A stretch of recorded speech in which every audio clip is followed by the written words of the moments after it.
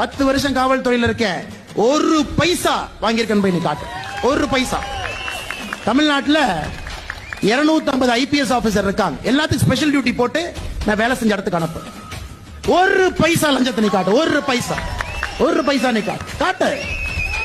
காட்டு. நான் ஓபன் சவால் விடுறேனே. அதிகாரத்தை பார்த்து பேசுறேன், சாதாரண மனிதனா பேசல. அதிகாரத்தை பார்த்து எதிர்த்து நிற்கின்றோம்.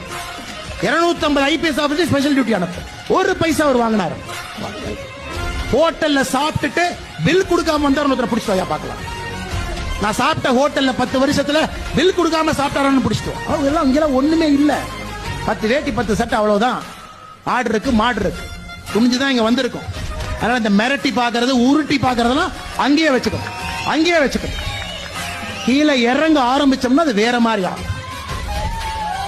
கஷ்டத்தை பார்த்து இங்கே நின்று கொண்டிருக்கின்றோம். கஷ்டத்தை பார்த்து அப்பாவோட பேரை வச்சுலாம் இங்க யாரும் வரல.